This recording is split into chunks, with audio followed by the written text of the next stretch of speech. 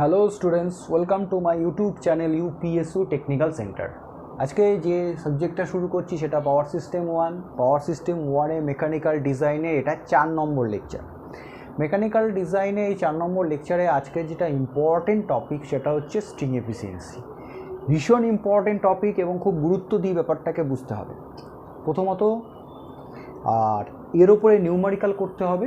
Derivation পরীক্ষা important, তবে ম্যাকআউটের জন্য এটা স্পেশাল ভিডিও এবং এই ভিডিওতে বাজে বাড়তি কথা খুব কম। ওকে, তার মানে শর্টকাট নয়, টু দি পয়েন্ট জানো, টু দি পয়েন্ট করো, টু দি পয়েন্ট নম্বর পাও। ওকে, তো ফার্স্ট তা ঝামেলা কম করে এখানে যদি শুরু করা যায়, ফার্স্ট অফ অল জানতে হবে স্ট্রিং এফিসিয়েন্সি কার। স্ট্রিং ইনসুলেটারের। String efficiency for the string insulator. String কথাটা দুটোতেই রয়েছে, অতএব স্ট্রিং ইনসুলেটার। ছবিটা এঁকে ফেলা যাক। ছবিটা যদি আঁকা হয় তাহলে লক্ষ্য করে দেখো আমার এখানে কটা ইনসুলেটার দিয়ে ছবি আঁকবো, এটা একটা বিগ ইস্যু। বই থেকে কপি করছি, অতএব আমি এখানে ডেফিনেটলি 3টে ইনসুলেটার দিয়ে আমি শিখেছি এবং দীর্ঘদিন সেটা দিয়ে শিখিয়ে আসছি, অতএব আমি 3টে ইনসুলেটার দিয়েই শেখাবো। ওকে, 3টে ইনসুলেটার দিয়ে ডায়াগ্রামটা আমি আঁকতে আঁকতে তোমাদের সঙ্গে কিছু আলোচনা করি। স্ট্রিং এফিসিয়েন্সির ইম্পর্টেন্স সম্বন্ধে যতটা না আমাদের দরকার তার চেয়ে বেশি দরকার এই ডেরিভেশনটার কনসেপ্টটা ক্লিয়ার করা। ডেরিভেশনটার কনসেপ্টটা তোমাদের কিন্তু অলরেডি এসি ফান্ডামেন্টাল মানে সার্কিট থিওরির যে চ্যাপ্টারগুলো রয়েছে সেখান থেকে তোমাদের কিন্তু ক্লিয়ার হয়ে যাওয়ার কথা। তা সত্ত্বেও দেখবে স্টুডেন্টদের মধ্যে এই ক্লিয়ার হয়ে যাওয়ার কথাটা ক্লিয়ার না হয়েই পড়ে থাকে। তার কারণটা কিন্তু তোমরা নিজেরাই, কারণ সাবজেক্ট যখন পড়ানো হয় তখন সাবজেক্টের ওপর তোমাদের গুরুত্ব থাকে খুব কম, এইটাকে কিন্তু বাড়াতে হবে। ওকে, যাই হোক, আমার ডায়াগ্রাম প্রায় কমপ্লিট হয়ে এসছে, অতএব এখন টু দি পয়েন্ট কমপ্লিট করতে গেলে এখন টোটালি ডেরিভেশনের দিকে মন দিতে হবে। ওকে, তাহলে আমি যে ডায়াগ্রামটা এখন আমি বাদিক চেপে আঁকবার চেষ্টা করছি সেটা হচ্ছে আমার টাওয়ার। টাওয়ার ঠিক এরকম হয় না, কিন্তু তবু এরকম কেন আঁকলাম এটা একটা বড় প্রশ্ন হতে পারে ব্যাপারটাকে বোঝাবার সুবিধার্থে। ঠিক আছে, যেটা তোমরা টাওয়ার হিসাবে দেখছো সেটাকে আমি হ্যাচ লাইন দিয়ে ভরে দিলাম, আর উপরে একটা হ্যাচ লাইন দিয়ে ফিল আপ করলাম দিস ইজ ক্রস আর্ম, এবং বলেওছিলাম যে ক্রস আর্মের সঙ্গে আমাদের এই টাওয়ারের সাথে এই স্ট্রিং ইনসুলেটারগুলোকে আমরা ঝুলিয়ে থাকি। আর এই যে বড় গোল্লাটা দেখতে পাচ্ছ লাস্টের, এটা বড় গোল বলা উচিত না, এখান দিয়েই তোমার কন্ডাক্টরটা পাস করছে। ওকে, এটাই তোমার কন্ডাক্টর। এখানে ইনসুলেটার 1, 2, 3 3টে ইনসুলেটার রয়েছে এবং 3টে ইনসুলেটার আমার আঁকার ক্ষেত্রে একটু ডিফার করলেও এরা কিন্তু সবাই একই রকম দেখতে এবং প্রত্যেকে একই রকম সাইজ এবং রেটিংয়ের দিক থেকে সব একই। প্রথম প্রশ্ন হচ্ছে স্ট্রিং এফিসিয়েন্সিটা অ্যাকচুয়ালি কী? স্ট্রিং এফিসিয়েন্সি হচ্ছে একটা এফিসিয়েন্সি, যে এফিসিয়েন্সিটা তোমার এখানে এই স্ট্রিংয়ের অ্যাক্রস, হোয়াট ইজ স্ট্রিং, এই যেটাকে বলা হচ্ছে স্ট্রিং, এই স্ট্রিংয়ের অ্যাক্রসের পোটেনশিয়াল নন ডিস্ট্রিবিউশন রেশিওটা ক্যালকুলেট করবে, কতটা সে ডিস্ট্রিবিউশন ইউনিফর্ম হয়নি, এটা নন ডিস্ট্রিবিউশন অবস্থায় থাকে, কেন নন ডিস্ট্রিবিউশন অবস্থায় থাকে এবং এর ফলে আমাদের কি অসুবিধা হয় এগুলো আমাদের বুঝতে হবে। কারণ স্ট্রিং এফিসিয়েন্সি আমাদের সবসময় এফিসিয়েন্সির টার্গেট কি 100%, কিন্তু আমার এখানে 100% হয় না, এটা ফল করে এবং এটাকে বাড়াতে হবে। এবার স্ট্রিং এফিসিয়েন্সির যদি ফর্মুলা জানতে চাই, এই স্ট্রিং এফিসিয়েন্সি যদি ফর্মুলা জানতে চাই, স্ট্রিং এফিসিয়েন্সি ফর্মুলা কি বলছে একটু আগে জেনে নেওয়া যায়। স্ট্রিংটার অ্যাক্রসে voltage by number of string into voltage across the insulator near to the conductor. এবার যে কন্ডাক্টরটা কাছে ইনসুলেটারটা আছে তার অ্যাক্রসের পোটেনশিয়াল হচ্ছে আমি ধরলাম V3। এবার বলবে কোনটা? ডেফিনেটলি এই কন্ডাক্টরটা এই ইনসুলেটারটা এই কন্ডাক্টরের কাছে আছে, এর পোটেনশিয়াল V3। এবার তোমার কাছে প্রশ্ন, এটা V3 কি করে পেলেন? ওকে, দেখা যাক। এটাই হচ্ছে তোমার ফর্মুলা, এর সঙ্গে তোমাকে চোখ বুঝে একটা 100 দিয়ে গুণ করে দেওয়া প্রয়োজন, that will give you the efficiency. তার মানে এই পোটেনশিয়াল ইকুয়াল টু দিস। এইবার প্রশ্ন হচ্ছে এই পোটেনশিয়ালের রেসপেক্টে এই পোটেনশিয়ালটা বেশি হয়, তার জন্য এফিসিয়েন্সি তুমি কম পাও, এবং এই পোটেনশিয়ালের সমান যদি করতে পারতাম তাহলেই আমরা বেঁচে যেতাম, 100% হতো, মানে হয় না। যাই হোক, এই ভি হচ্ছে অ্যাক্রস দ্য স্ট্রিং, V3 হচ্ছে অ্যাক্রস দিস ইনসুলেটার, যেটা কন্ডাক্টরের কাছে আছে, কন্ডাক্টর তার কাছে এ, তার উপরে এ, তার উপরে এ, তাহলে কন্ডাক্টরের কাছে আছে এই ইনসুলেটর, টি মাঝে আছে আর এ সবার থেকে দূরে আছে। ক্রস আর্মের কাছে আছে তাকে নিয়ে প্রশ্ন নয়, যেটা কন্ডাক্টরের কাছে আছে তার ভ্যালু হচ্ছে V3 ভোল্টেজ, আর এনটা হচ্ছে তুমি কতগুলো ইনসুলেটর ঝুলিয়েছো, 3টে এখানে আছে, তাহলে ভ্যালু 3 হবে। বোঝা গেল? এইবার চলে আসো মোদ্দা কথায়। এইবার প্রশ্ন হচ্ছে, আমি জানি এই কন্ডাক্টরের মধ্যে দিয়ে যে কারেন্টটা আছে, এই কন্ডাক্টরের মধ্যে দিয়ে কারেন্টটা আছে, সেই কারেন্টটার চাহিদা কি? এর মধ্যে দিয়ে ক্রস আর্মকে ধরে এই দিক দিয়ে ফ্লো হওয়া। বোঝা গেল? কিন্তু আমরা এটাকে অন্যভাবে বুঝবো। কিভাবে বুঝবো? যে এই কারেন্টটা এই দিক দিয়ে যায় যেটা, সেটা না হয়ে একেবারে ডিরেক্ট এর মধ্যে দিয়েই যাচ্ছে। তাহলে বলবে স্যার পাংচার হচ্ছে না, পাংচার হচ্ছে না। লিকেজ কারেন্ট পাথটাকে আমরা এইভাবে ধরবো। কিভাবে ধরবো? থ্রু দ্য ইনসুলেটর গিয়ে এদিক দিয়ে বেরিয়ে যাচ্ছে। তা আমার এই বেরিয়ে যাচ্ছে অতদূর না গিয়ে আমি মনে করব কারেন্টটা এর মধ্যে দিয়েই যাচ্ছে। তাহলে কারেন্টটা এর মধ্যে দিয়ে গেলে আমি যদি চিন্তা করি, তাহলে কারেন্টটা হচ্ছে কি এইভাবে ওপরের দিকে উঠছে। তা তোমার কাছে কি মনে হবে? এটা তো একটা সিরিজ সার্কিট। তোমার কাছে মনে হবে এখানকার কারেন্ট, এখানকার কারেন্ট, এখানকার কারেন্ট, এখানকার কারেন্ট সবই সমান। ঠিক এই জায়গায় এই কনসেপ্টটা তোমার আসা উচিত, স্বাভাবিক, কারণ এরা প্রত্যেকটাই সিরিজে কানেক্টেড, একই কারেন্ট ফ্লো করবে। সিরিজ এলিমেন্টের মধ্যে দিয়ে সবসময় কারেন্টের ভ্যালু কনস্ট্যান্টই থাকে। কিন্তু ধারণাটা পাল্টে যায়। কখন পাল্টে যায়? যখন কারেন্ট একই থাকতে পারে না। কেন পারে না সেটা নিয়ে ভাবা যাক। প্রথমত এই যে সার্কিটটা আছে, এই যে ডায়াগ্রামটা আছে, এই ডায়াগ্রামটার একটা ইকুইভ্যালেন্ট ডায়াগ্রাম আঁকতে হবে। ইকুইভ্যালেন্ট ডায়াগ্রামটা কি? ইকুইভ্যালেন্ট ডায়াগ্রামটা হচ্ছে, তুমি যখন ইনসুলেটরটা ছবি এঁকেছো, আগে প্রথম ভাগে যাক, এই যে ইনসুলেটরটা ছবি এঁকেছো, এই যে ইনসুলেটরটা ছবি এঁকেছো, এই ইনসুলেটরটার ছবিটা তুমি যদি ভাবো এইটা হচ্ছে মেটাল, এটা মেটাল, মাঝে ইনসুলেটরের ডিস্কটা, তাহলে কি হচ্ছে? এই একটা মেটাল, এই একটা মেটাল, মাঝে হচ্ছে ইনসুলেটর ডিস্ক, মানে ইনসুলেটরের ডিস্ক। তাহলে এটা হয়ে গেল ক্যাপাসিটার। বোঝা গেল? তাহলে এইটা মেটাল প্লেট, মানে এইটা বোঝাচ্ছি, এই মেটাল প্লেট এইটা বোঝাচ্ছি, মাঝের গ্যাপের এই যে জায়গাটা, এটা ইনসুলেটরটাকে বোঝালাম। এরপরে আমি আবার হচ্ছে এই মেটাল পিনের জন্য এই ইনসুলেটর, আর এই দিকের মেটাল পিনের জন্য এই প্লেট, আর মাঝের এটার জন্য এই ইনসুলেটর। বোঝাতে পারলাম?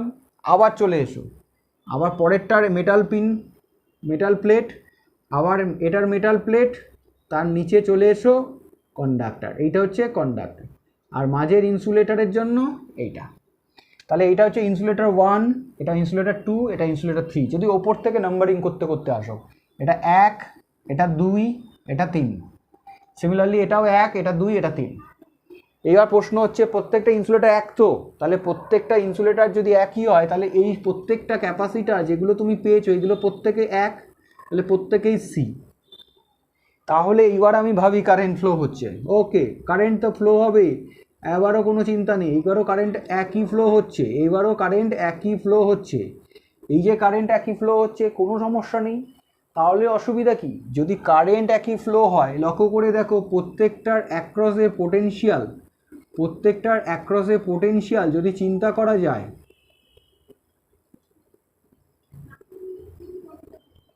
প্রত্যেকটার অ্যাক্রসে পোটেনশিয়াল কত? প্রত্যেকটা অ্যাক্রসে পোটেনশিয়াল কত? Current into capacitive reactance, current into capacitive reactance, current into capacitive reactance, মানে প্রত্যেকটা পোটেনশিয়াল যা হবে সবই হচ্ছে সমান। টোটাল পোটেনশিয়াল যা, তার রেসপেক্টে এখানে তোমার প্রত্যেকের পোটেনশিয়াল সমান, ভিসি ভিসি ভিসি সবার সমান। তাহলে তো কোনো অসুবিধা ছিল না। প্রত্যেকটা পোটেনশিয়াল যদি সমান হয়, তাহলে 3 ইন্টু ভিসি করে দিলে তুমি এখানে 100%ই পেতে। কিন্তু তুমি তো 100% পাচ্ছ না, মানে এই যে পোটেনশিয়ালগুলো দেখতে পাচ্ছ এরা সমান হচ্ছে না। কখন সমান হবে না? লক্ষ্য করে দেখো, এক্সি ফিক্সড, এক্সি ফিক্সড, এক্সি ফিক্সড। কখন তুমি সমান পাবে না? তখনই পাবে না যখন কারেন্ট সমান হবে না। আর কারেন্ট কখন সমান হবে না? যখন ডেফিনেটলি কারেন্ট সঠিকভাবে ফ্লো হতে পারবে না। কারেন্ট কখন সঠিকভাবে ফ্লো হতে পারবে না? যখন ওর থেকে কারেন্ট বাইপার্ট করে নেওয়া হবে। কারেন্ট কখন বাইপার্ট হয়ে যাবে? যখন তার মধ্যে নিশ্চয়ই কোনো একটা এক্সট্রা পাথ সে পেয়ে যাবে। কখন কারেন্ট এক্সট্রা পাথ পেয়ে যাবে সেটাই আমাদের এখনকার ইস্যু। ওকে, দেখে নাও কিভাবে ইস্যুটা তৈরি হচ্ছে। এবার ডায়াগ্রামটাকে এত ঘিঞ্জি করে আঁকলে হবে না, একটু বড় করে আঁকতে হবে। বড় করে না আঁকলে ডেরিভেশন ইজ নট পসিবল। সেই জন্য একেবারে আমি বাদিকে করেই ছবিটা আঁকি, এগুলোকে সব করি ডিলিট। ওকে, আমাদের ডেরিভেশন করতে একটু জায়গা বেশি লাগবে। ওকে, তাহলে আমি বাদিক চেপে ডায়াগ্রামটা করছি। এটা টাওয়ার, এটা ক্রস আর্ম, এইদিকে আমার হচ্ছে ক্যাপাসিটার ঝুলে রয়েছে 1 2 3, এটা হচ্ছে আমার কন্ডাক্টর। এগুলো হচ্ছে সি সি সি। কারেন্টটা এদিক থেকে যাচ্ছে ঠিকই, এখানে রয়েছে মেটাল পিন, এখানে রয়েছে মেটাল পিন, এখানেও মেটাল পিন রয়েছে। যদি ওই চিন্তাটা করি লক্ষ্য করে দেখো কি হচ্ছে। ফার্স্ট হচ্ছে গিয়ে যদি খেয়াল করো, দেখো এই মেটাল পিন আর এইটা কি টাওয়ার, এটা কি টাওয়ার, কি মেটেরিয়ালে তৈরি বলো? মেটাল। মেটাল পিন মেটাল, তাহলে দুটোই যদি মেটাল হয় তাহলে আমাদের এখানে ফার্স্ট অফ অল বুঝতে হবে যে এই দুটো মেটাল পিনের জন্য যদি একটা ক্যাপাসিটার তৈরি হয়, তাহলে এই মেটাল পিন আর টাওয়ারের জন্য এখানে ক্যাপাসিটার তৈরি হবে। তাহলে এখানে একটা ক্যাপাসিটার তৈরি হলো, এখানেও একটা ক্যাপাসিটার তৈরি হলো, এখানেও একটা ক্যাপাসিটার তৈরি হবে। যদি আমি এটাকে গুরুত্ব দিই, তুমি এটাকে গুরুত্ব দিতেও পারো নাও দিতে পারো, যদি এটাকে গুরুত্ব দাও কি হবে, আর এটাকে গুরুত্ব না দাও কি হবে, লক্ষ্য করে দেখো। ফার্স্ট অফ অল একটু খেয়াল করে দেখো, আমি এইখানে এইগুলোকে যে ধরেছি এইগুলো হচ্ছে এক একটা নোট। এবার প্রশ্ন হচ্ছে আমার এই নোটগুলোতে কিভাবে আমি ক্যালকুলেশন করব। আমরা এখানে এই নোটগুলোতে ক্যালকুলেশন করব, কেসিএল অ্যাপ্লাই করব। কিভাবে কেসিএল অ্যাপ্লাই করব সেটাকে প্রথম ভাবতে হবে। তার মানে এই যে কারেন্টটা রয়েছে, এই কারেন্টটা আমার এখানে বাইপার্ট হয়ে যাচ্ছে। তাহলে বাইপার্ট যদি হয়ে যায় তাহলে আমি কিভাবে এটাকে সলিউশন করব। ফার্স্ট অফ অল লক্ষ্য করে দেখো, এখানে আমাদের যে সলিউশনের পাথ, সেই পাথ অনুসারে লক্ষ্য করে দেখো এখানকার কারেন্ট যেটা আছে, এই কারেন্টটা আমার এখানে কিভাবে চেঞ্জ হচ্ছে। ঠিক আছে, লক্ষ্য করে দেখো এখানকার কারেন্ট চেঞ্জের ভিউটা কীরকম। এই কারেন্টটা এখানে এন্ট্রি হবে, সরি এইদিকেও এন্ট্রি হবে, ভালো করে লক্ষ্য করো। এই কারেন্টটা এখানে এন্ট্রি হলো, এইদিকে এন্ট্রি হলো। সিমিলারলি এই কারেন্টটা এখানে এসে আবার এইদিকে এন্ট্রি হবে, এইদিকে এন্ট্রি হবে। এই কারেন্টটা এইদিকেও এন্ট্রি হবে, এইদিকে এন্ট্রি হবে। এইবার যদি আমি বলি এই যে এন্ট্রি হয়েছে কারেন্টগুলো, এই কারেন্টগুলো কি করছে, আগের যে নর্মাল ইউনিফর্ম কারেন্ট আই ছিল সেই কারেন্টটাকে এবার পাল্টে দিচ্ছে। কেন না? ব্রাঞ্চিং হচ্ছে। তাহলে লক্ষ্য করা যাক কিভাবে ব্রাঞ্চিং হচ্ছে। ঠিক, তাহলে মনে করো এখানে যে কারেন্টটা এন্ট্রি হচ্ছে সেই কারেন্টটাকে তোমাকে নাম দিতে হবে। ওকে, ধরো আমি এখান থেকে নাম করছি, যদি এটাকে ওপর থেকে নাম করি ব্যাপারটা একরকম হবে, নিচ থেকে নাম করলেও ব্যাপারটা একই রকমই হবে। ফার্স্ট অফ অল যদি আমি এই দিকে না করে এই দিকে কথা চিন্তা করি, লক্ষ্য করে দেখো এইখানে যে কারেন্টটা যাচ্ছে, ধরো এটা হচ্ছে গিয়ে I1। জাস্ট এ মিনিট, এক মিনিট, জাস্ট মিনিট।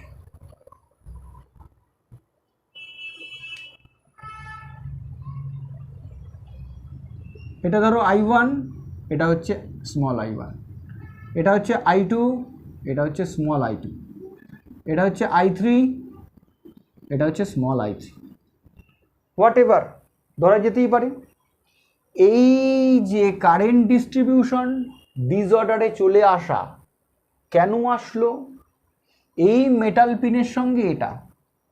এবার প্রশ্ন হচ্ছে এই মেটাল পিনের সঙ্গে কন্ডাক্টরের অ্যাটাচমেন্টের জন্য তুমি এইটাকে বাদ দিয়ে দিতে পারো। এটাকে বাদ দিয়ে দিলে এখানে আমাদের লক্ষ্য করে দেখো এখানে যে কারেন্টটা রয়েছে সেটাই হচ্ছে I।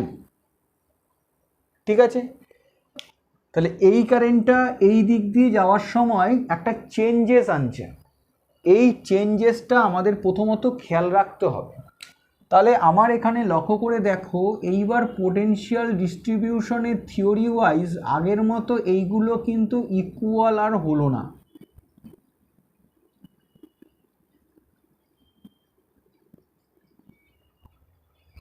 লক্ষ্য করতে হবে, ভালো করে বুঝতে হবে।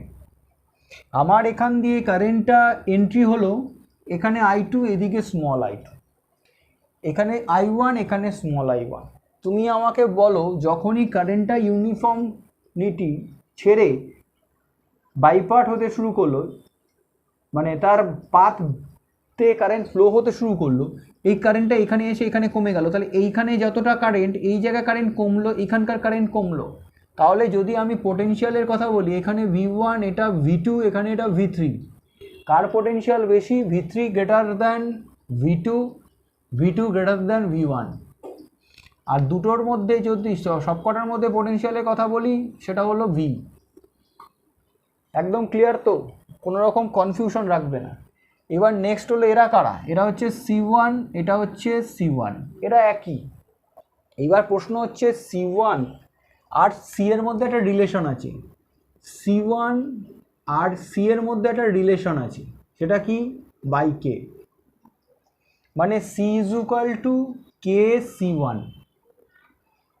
বোঝা গেল? এবার এই K এর উপরে বেশ কিছু গল্প আছে, ভিডিওতে ডিসকাস আমি করব, ধৈর্য ধরে শোনো। এইবার এদের নাম দাও। এই নোটটার নাম দিলে A, এই নোটটার নাম দাও হচ্ছে A, এই নোটটার নাম দাও B। বাস। এবার A আর B এই নোট হিসেবে যদি আমি KCL অ্যাপ্লাই করি, KCL অ্যাট নোড A, এ নোডে KCL অ্যাপ্লাই করলে দেখো, incoming current I2, outgoing current হচ্ছে I1 plus small I1। Okay, I2 is equal to কি? V2 by XC। XC মানে এর অ্যাক্রসে পোটেনশিয়াল, সরি এর অ্যাক্রসে রিঅ্যাক্ট্যান্স। XC এর ভ্যালু কত হয়? XC হচ্ছে 1। XC মানে কি? XC মানে কি? XC মানে হচ্ছে 1/ωc, এটা তো জানো। তাহলে এখানে XC দিয়ে লিখি, I1 ইজ ইকুয়াল টু কী হবে? V1 by XC। স্মল I1টা কী হবে? স্মল I1 হচ্ছে V1 বাই, এটা হবে XC1। এইভাবে ব্যাপারটাকে বোঝো। জাস্ট নর্মাল KCL অ্যাপ্লাই করার পর KCL এর জায়গায় এইগুলোকে পুট করলাম। কেন করছি আসছি, আস্তে আস্তে করে সব ডিসকাস হবে। এইবার প্রশ্ন দেখো, V2 বাই XC, XC মানে 1/ωc, আর XC1 মানে হচ্ছে 1/ωc1। ওকে, তাহলে V2 ωc, V1 ωc, আর V1 ωc1।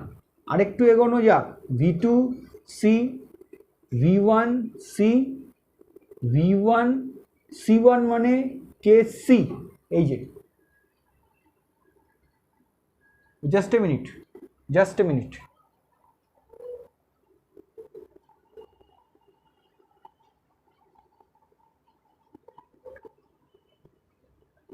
KC না, C by K। Okay, C by K এখানটায় তাই বলে। ওকে, এবার দেখো, V2 is equal to V1 plus V1 by K। Okay, এবার দেখো V2 equal to V1 by K, এই জায়গাটায় একটা কনফিউশন কিছু হচ্ছে। সেই কনফিউশনটা কি?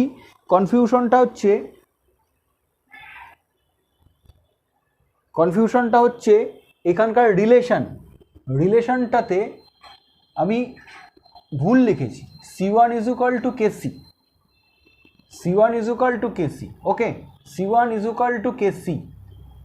তাহলে আমার এখানে C1 ইজ ইকুয়াল টু হয়ে যাবে KC।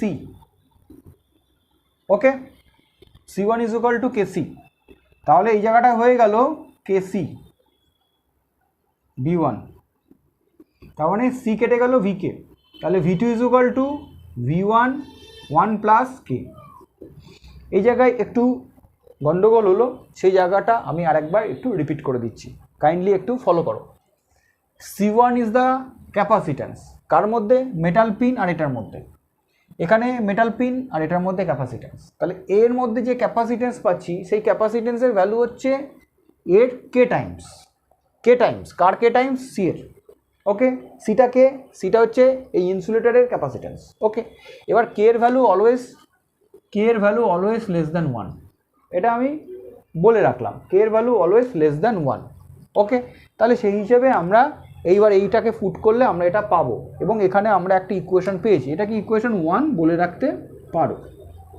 ঠিক আছে, এইবার আমার প্রশ্ন হচ্ছে কেসিএল অ্যাপ্লাই করো, চিন্তা করার কিছু নেই। At node B A KCL apply করো। I is equal to I2 plus small I2। এবার আচ্ছা, তাহলে আমাদের এখানে I equal to I2 plus I2 small I2। Okay, তাহলে I এর জায়গায় আমার এই কারেন্টের জন্য তার মানে V3 ওমেগা সি। ওকে, I2 মানে এখানকার মানে V2, আর এখানে কারেন্ট কত? Omega C.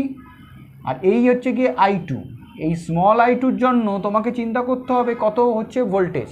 I2 কারেন্টটা যাচ্ছে এইভাবে যদি যাই, এই পয়েন্টটা মানে এই পয়েন্ট, তাই টোটাল ভোল্টেজ হচ্ছে V1 প্লাস V2। আমি আরেকবার বলবো, ফলো করবে।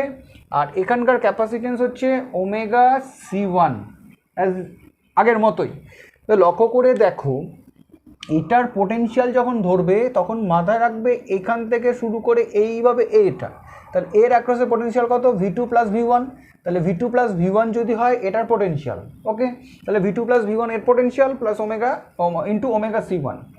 এইবার এখানে দেখো V3 ওমেগা, সবার ওমেগা বাদ দাও। এবার V2, এদিকে C, আর এখানে আসছে V1 C1, আর এদিকে আসছে V2 C1। ওকে, এইবার এই জায়গায় দেখো V2, এখানে V2 রয়েছে, তাহলে V2 যদি কমন নেওয়া যায় তাহলে V2 C প্লাস C1, আর এদিকে হচ্ছে V1 C1, এরা V3 C। একটু বেশি স্টেপ হয়ে যাচ্ছে, একটু ফলো করতে হবে। এবার লক্ষ্য করো C1 মানে কি? C1 মানে কেসি, তাহলে আমরা এখান থেকে V2 C কমন চলে গেল 1 প্লাস কে, আর এখানে আসছে V1 C1 মানে হচ্ছে কেসি। লক্ষ্য করে দেখো সবার থেকে C ক্যান্সেল হচ্ছে, V3 is equal to V2 1 plus K, আর এখানে আসছে V1 কে। ওকে, এবার দেখো এইখানে V3, লক্ষ্য করো V3 ইকুয়াল টু V2 মানে কি? এইটা V1 1 প্লাস কে, আবার 1 plus K square equal to V1 কে। তাহলে এখানে V3 কে V1 কমন নাও, তাহলে কত আসছে? 1 প্লাস কে প্লাস 1 প্লাস কে হোল স্কোয়ার। বোঝা গেল? জাস্ট এটাকে সাজালাম। তাহলে V3 ইজ ইকুয়াল টু কি আসছে? V1 K plus 1 plus 2k plus K square. V3 equal to তাহলে কত আসছে? V1 1 plus 3k plus K square. আমার প্রশ্ন সেটা নয়, আমার প্রশ্ন হচ্ছে আমরা এখানে দেখো কি পেলাম। এবার এটাকে যদি আমরা একটু সাজাই, তাহলে আমরা এখানে অন্য একটা ভ্যালু যাই হোক পেতে পারি, সলিউশন করা যেতে পারে। মানে এটাকে ফ্যাক্টর করা যাবে, এটাকে ফ্যাক্টর করা যাচ্ছে কি? এটাকে ফ্যাক্টর করা যাবে, এটা ফ্যাক্টর করা যাবে কি না? এটাকে ফ্যাক্টর করা যাবে না, অবশ্যই করা যাবে না। যাই হোক, এটা আমার একটা পার্ট। যাই হোক, তা আমার এখানে এটা হলো 2 নম্বর ইকুয়েশন। আমার এই V2 ইকুয়েশন, এখানে হচ্ছে V3 একটা ইকুয়েশন। এই যে দুটো ইকুয়েশন আমরা পেলাম, এই দুটো ইকুয়েশন কিন্তু আমার এখানকার পোটেনশিয়াল ডিস্ট্রিবিউশন শো করলো। পোটেনশিয়াল ডিস্ট্রিবিউশন যদি শো করে তাহলে আমার এখানে এই দুটো ইকুয়েশন থেকে আমি বার করতে পারি টোটাল ভি। তাহলে total V is equal to কি, V1 plus V2 plus V3। এবার V1 মানে তো V1কে ইন টার্মস অফ V1 করেছি, তাহলে V2 মানে V1 1 plus K 1 plus 3k plus K square. এবার দেখো V1 1 plus 1 plus K 1 plus 3k কে স্কোয়ার।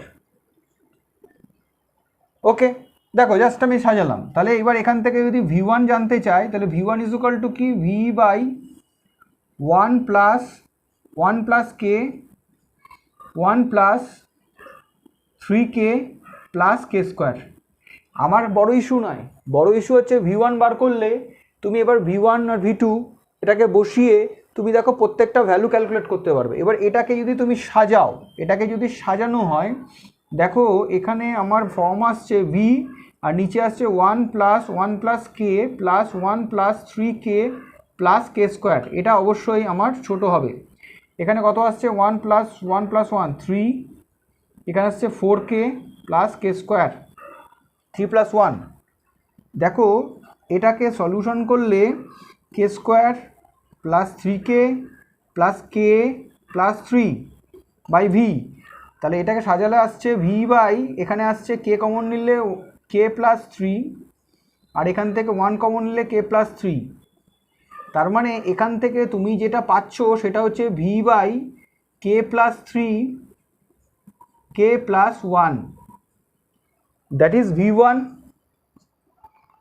V1। এবার দেখো কিভাবে আমাদের এখানে অ্যাপ্রোচ আমরা করছি। V1 এর ইকুয়েশন কি পেলাম, V1 ইজ ইকুয়াল টু পেলাম V by K plus 1 K plus 3।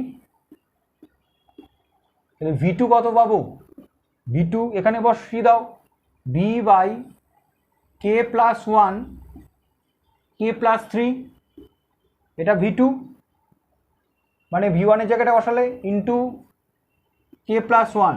তার মানে এটা কত আসছে, ভি বাই এটা কেটে যাচ্ছে কে প্লাস 3 হলো। V3 ইজ ইকুয়াল টু কি আসছে, এটা V1 এর জায়গায় বসাও, V1 এর জায়গায় বসালে কত আসছে, ভি বাই তোমার কত আসছে কে প্লাস 1 কে প্লাস 3 ইন্টু এইটা হচ্ছে ওপরে থাকছে 1 plus 3k plus K square. এখানে কেউ কাটাকুটি যাচ্ছে না, অসুবিধা নেই। V1 এটা আসছে 1 প্লাস 3k, দরকার নেই, ছেড়ে দাও। তাহলে আমি দেখো V1 V2 V3 আমি টোটাল ভোল্টেজের রেসপেক্টে ক্যালকুলেশন করতে পারি। এবার কে এর একটা আরবিট্রারি ভ্যালু পুট করে নিয়ে আমরা অনায়াসে পোটেনশিয়াল ডিস্ট্রিবিউশনের ভ্যালু ক্যালকুলেট করতে পারি ইউজিং ফর্মুলা। তবে ফর্মুলা দিয়ে আমরা নিউমারিক্যালে ওই রকম ডিরেক্ট অ্যাপ্রোচ করব না, অন্যরকমভাবে আমাদের অ্যাপ্রোচ থাকবে, সেইখানে নিউমারিক্যাল ভিডিওতে সেটা আমরা ফলো করব। যাই হোক, ভিডিওটা অনেকটা লম্বা হয়েছে এবং মাঝখানে যে ডিস্টারবেন্সগুলোর জন্য হয়েছে, যাই হোক, তা এখানে আমাদের এই ভিডিওতে যে পার্টটা আমরা বোঝাতে চাইলাম সেটা হচ্ছে ভোল্টেজ ডিস্ট্রিবিউশন কীরকম হচ্ছে, ভোল্টেজ ডিস্ট্রিবিউশনের ভ্যালু কীরকম হচ্ছে, ভোল্টেজ ডিস্ট্রিবিউশন কিভাবে আমরা কন্ট্রোল করব। ঠিক আছে, লক্ষ্য করে দেখো ভোল্টেজ ডিস্ট্রিবিউশন কন্ট্রোল করার জন্য K is a important factor. Okay, তাহলে নেক্সট হেডিং দাও, এটা আজকে last topic, how to improve string efficiency. How to improve string efficiency. Okay, দেখো ফার্স্ট অফ অল আমাদের পুরো ইকুয়েশনে টোটাল ভোল্টেজ হচ্ছে voltage across the string, voltage across the string. তা ভোল্টেজ অ্যাক্রস দ্য স্ট্রিং এখানে আমাদের ফার্স্ট অফ অল দুটো জিনিস ইম্পর্টেন্ট উল্লেখ করা হয়নি, একটা হচ্ছে সি আর একটা হচ্ছে C1। সি হচ্ছে capacitance due to the insulator, এটা হচ্ছে সেলফ, আর এটা হচ্ছে শান্ট। ওকে, যেটা হচ্ছে শান্ট ক্যাপাসিটেন্স, যেটা হচ্ছে মেটাল পিন থেকে শুরু হয়ে টাওয়ারের সঙ্গে লিঙ্ক হয়েছে, that is shunt. Okay, what ever. আচ্ছা, এরপরে আমাদের এখানে C1 is equal two KC, এই রিলেশনটা বাবু কখনো ভুলবে না। How to improve string efficiency, কীভাবে ইমপ্রুভ করব? 1 নম্বর পয়েন্ট, কে এর ভ্যালু যদি আমি কমাই, কে এর ভ্যালু যদি কমাই, লক্ষ্য করে দেখেছো লট অফ ইকুয়েশনে কে এর ভ্যালুটাকে যদি নিয়ার জিরোতে করে দিতে পারো, নিয়ার অ্যাবাউট জিরোতে নিয়ে আসতে পারো, তাহলে লক্ষ্য করে দেখবে যে আমার স্ট্রিং এফিসিয়েন্সি প্রায় ইউনিফর্ম হয়ে যাচ্ছে। স্ট্রিং এসে 100% হচ্ছে, তার মানে আমার ভোল্টেজ ডিস্ট্রিবিউশন ইউনিফর্ম হয়ে যাচ্ছে। তার মানে আমার একটা স্ট্রিং রয়েছে, তাতে যদি আমি পোটেনশিয়াল ডিস্ট্রিবিউশন ইকুয়াল করতে চাই, কে এর ভ্যালুটাকে কী করতে হবে? কমাতে হবে। তা কে এর ভ্যালু কমানোর উপায় কি? কে এর ভ্যালু কমানোর উপায় হচ্ছে C1 ইকুয়াল টু KC। তার মানে C1 এর ভ্যালু, কে এর ভ্যালু ডাউন হলে C1 এর ভ্যালু কি হচ্ছে? ডাউন হচ্ছে। তা C1 ডাউন হওয়া মানে শান্ট ক্যাপাসিটেন্স কমে যাওয়া। তা শান্ট ক্যাপাসিটেন্স কী করে কমানো যাবে? লক্ষ্য করে দেখো পিকচারটা যদি দেখো, লক্ষ্য করে এখানে হচ্ছে শান্ট সিরিজ ক্যাপাসিটেন্সগুলো রয়েছে, এখানে তোমার সিরিজ ক্যাপাসিটেন্সগুলো রয়েছে, শান্ট ক্যাপাসিটেন্স রয়েছে এর মধ্যে, শান্ট ক্যাপাসিটেন্স রয়েছে এর মধ্যে, এটা টাওয়ার আর এইটা হচ্ছে তোমার ক্রস আর্ম। লক্ষ্য করে দেখো এই C1, এই C1, এটা C, এটা C, এটা C, এই C1 এর ভ্যালু কি করে কমানো যাবে? যদি এদের মধ্যে ডিস্টেন্স বাড়িয়ে দাও, এদের মধ্যে ডিস্টেন্স বাড়িয়ে দিলে তবেই হচ্ছে গিয়ে C1 কমবে। এবার এখানে এই কেটাকে কমানোর অর্থ হচ্ছে ক্রস আর্মটাকে বাড়িয়ে দেওয়া, কেটাকে কমানোর অর্থ হচ্ছে এই ক্যাপাসিটেন্সটাকে কমানো, তার মানে এদের মধ্যে দূরত্ব বাড়িয়ে দেওয়া।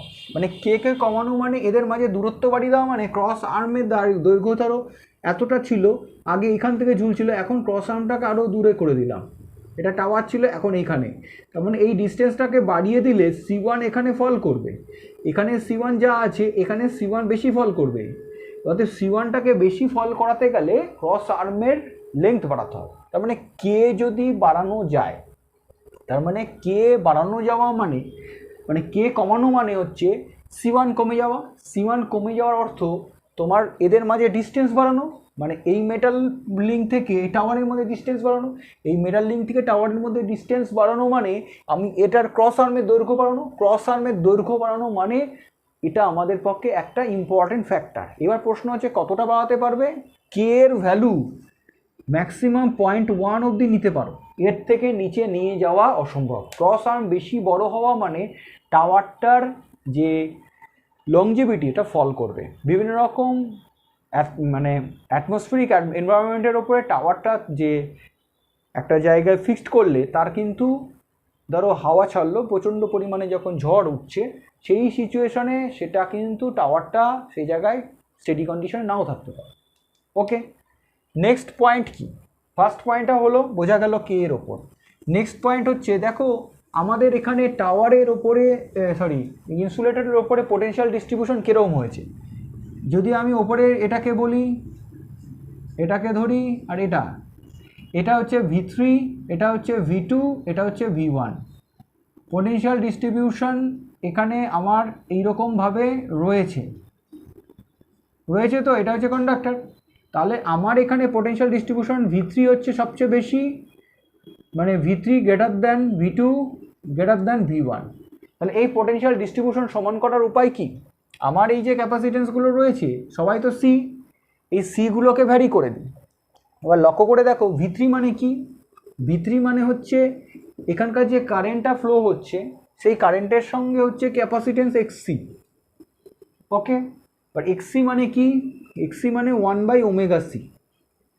তাহলে তুমি চাইবে V3কে কমাতে, V3কে কমাতে চাওয়া মানে XC-কে কমাতে চাইবে, তা XC-কে কমাতে চাওয়া মানে C-কে বাড়াবে।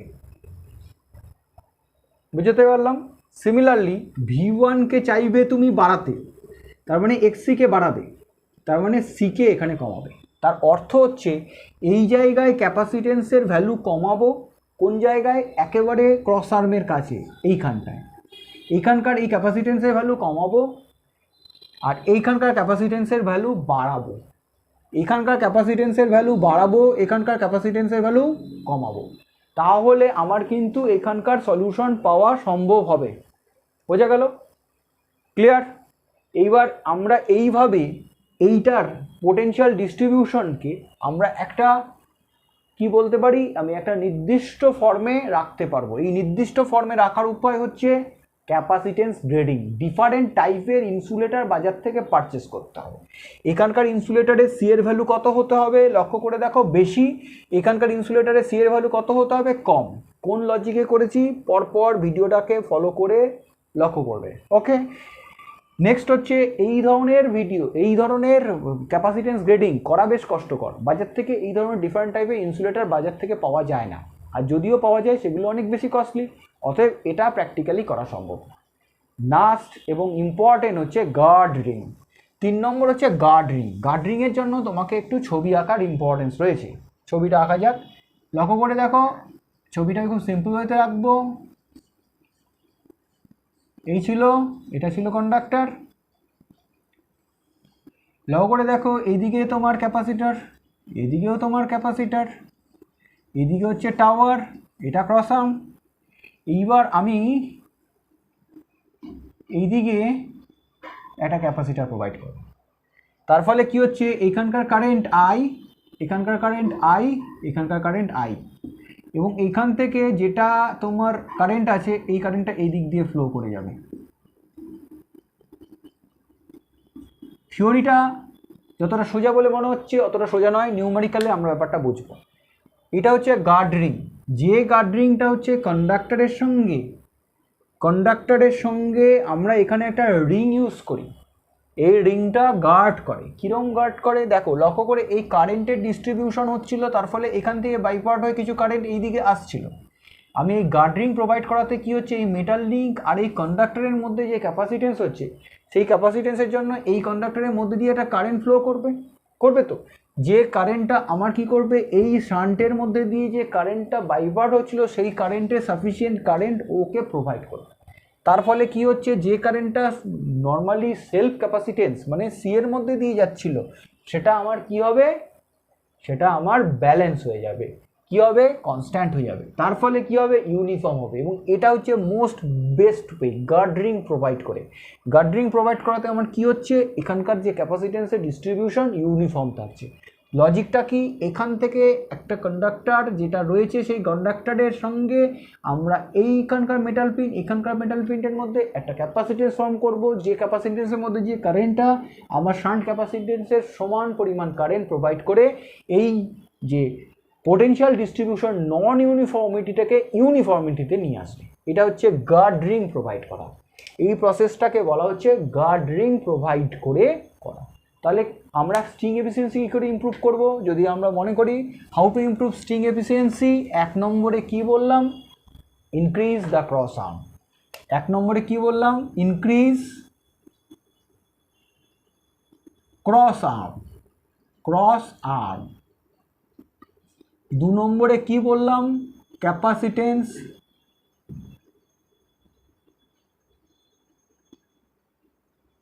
গ্রেডিং, মানে different type of insulator purchase. আর 3 নম্বরে বললাম গার্ড রিং।